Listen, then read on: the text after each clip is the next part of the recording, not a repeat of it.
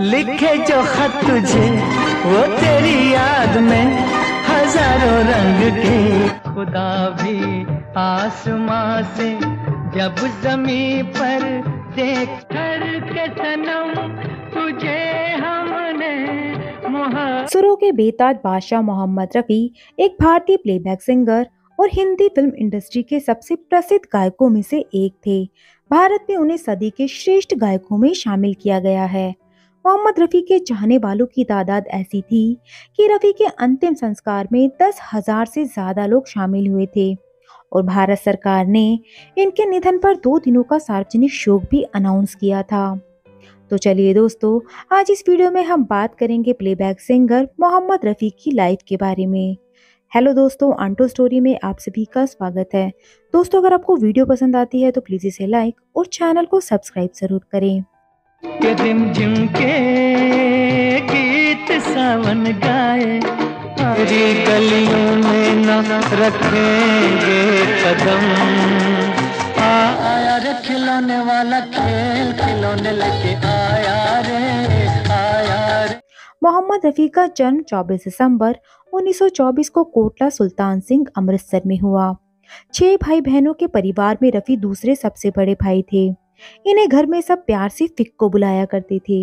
रफ़ी एक रूढ़िवादी परिवार का हिस्सा थे जहां नाच गाने पर पाबंदी थी, लेकिन रफ़ी थोड़े अलग थे। गांव की गलियों में गाना गाते हुए एक फकीर को देखकर रफ़ी ऐसे प्रभावित हुए कि रोजाना उसे सुनने का इंतजार करते थे।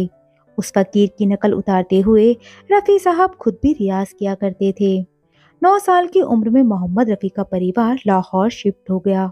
रफ़ी को कभी पढ़ाई में दिलचस्पी नहीं थी, तो उनके पिता ने उन्हें बड़े भाई के साथ खानदानी नाई की दुकान में लगा दिया। 9 साल के रफ़ी नूर मोहल्ले के भाटी गेट की दुकान पर नाई बन चुके थे। ये बात 1933 की है, जब पंडित जीवन लाल बाल कटवाने रफ़ी की दुकान पर पहुंचे। रफ़ी यहाँ काम करते हुए अमृतसर स्टाइल में वारिस शाह का गीत गुनगुना रहे थे। इस आवाज में एक जादू था जिसने जीवन लाल को काफी प्रभावित किया।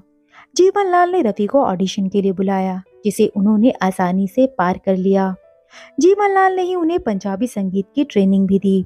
रफ़ी गायकी में माहिर होते चले गए। 1937 में रफ़ी ने महज 13 साल की उम्र में ऑल इंडिया एग्जीबिशन लाहौर में पहली पब्लिक परफॉर्मेंस दी। ये मौका उन्हें संयोग से मिला था। दरअसल स्टेज पर बिजली न होने पर उस जमाने के पॉपुलर सिंगर कुंदन लाल सहगर ने स्टेज पर गाने से इनकार कर दिया। ऐसे में आयोजकों ने रफ़ी साहब को परफॉर्म करने के लिए कहा।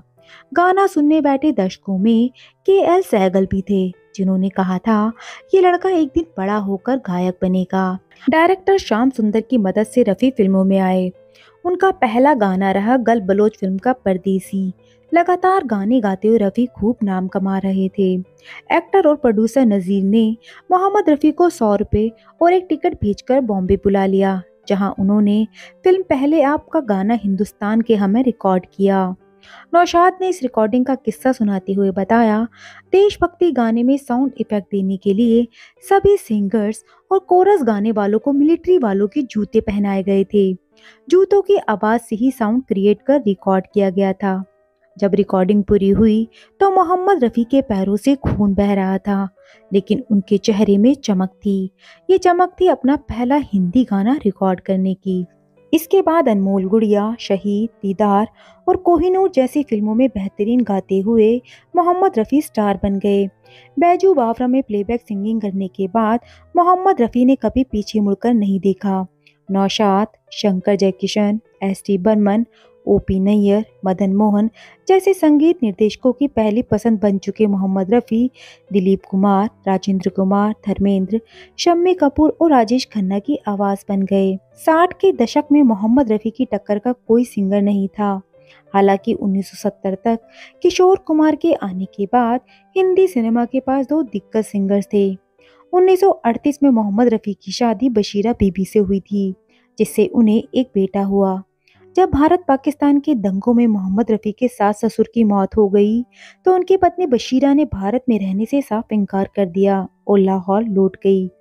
पहली पत्नी के जाने के बाद मोहम्मद रफ़ी ने बिल्किस बानो से दूसरी शादी की, जिससे उन्हें 6 बच्चे हुए थे। जब मौलवियों के कहने पर मोहम्मद रफ़ी ने गायकी से दूरी बना ली थी। जब मोहम्मद रफ़ी हज से लौटे तो कुछ मौलवियों ने उन्हें गाना ना गाने की सलाह दी। मोहम्मद रफ़ी ने भी उनकी बात मानकर गाना गाना छोड़ दिया। लेकिन कुछ समय बाद जब उनके फैंस उदास होने लगे तो उन्होंने गायकी को इबादत बताते हुए दोबारा गाना शुरू कर दिया। मोहम्मद रफ़ी लग्जरी गाड़ियों के भी शौकीन थे। उन्होंने अमेरिकी इम्पोर्टेंट कार इम्पाला खरीदी थी। राइट हैंड ड्राइव वाली ये कार भारत के गिने चुने लोगों के ही पास थी। मोहम्मद रफ़ी का ड्राइवर पुराना था जो राइट हैंड ड्राइविंग समझ नहीं पा रहा था।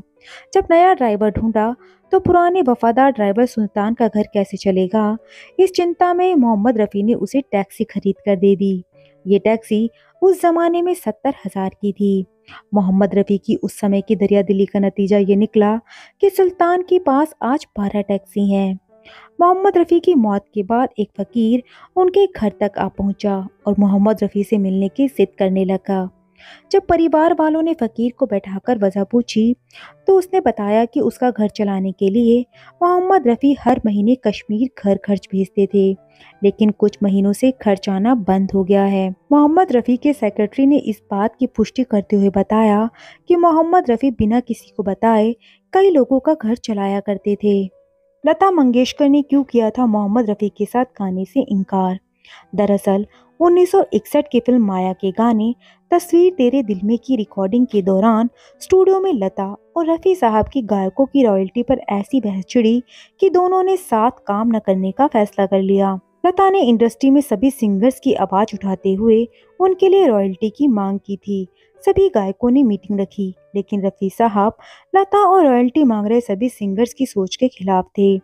मोहम्मद रफ़ी ने लता से कहा कि वो अब उनके साथ गाना नहीं गाएंगे। ये इंडस्ट्री में नई आई गुस्से की तेज लता ने जवाब में कहा, आप क्या मेरे साथ गाना नहीं गाएंगे? मैं खुद कभी आपके साथ गाना नहीं गाऊंगी। दोनों ने करीब 4 साल तक साथ में गाना नहीं गाया, ना ही कोई मंच साझा किया। साल 1967 में रिलीज हुई फिल्म जेल थीफ के गाने दिल पुकारे आरे आरे को लता मंगेशकर और मोहम्मद रफ़ी ने अपनी सुरीली आवाज दी थी। इस गाने को मोहम्मद रफ़ी और लता जी के 4 साल पुराने झगड़े को सुलझाने का क्रेडिट देना गलत नहीं होगा। 1950 से 1970 के बीच मोहम्मद रफ़ी ने कई सुपरहिट गीत गाए और हिंदी फिल्म इंडस्ट्री में अपनी विशेष पहचान बनाई। मोहम्मद रफ़ी को 6 फिल्म फेयर अवार्ड और एक नेशनल अवार्ड मिल चुका है। 1967 में उन्हें भारत सरकार ने पद्मश्री से भी सम्मानित किया था। मोहम्मद रफ़ी ने सभी भाषाओं में तकरीबन 7400 गाने गाए हैं।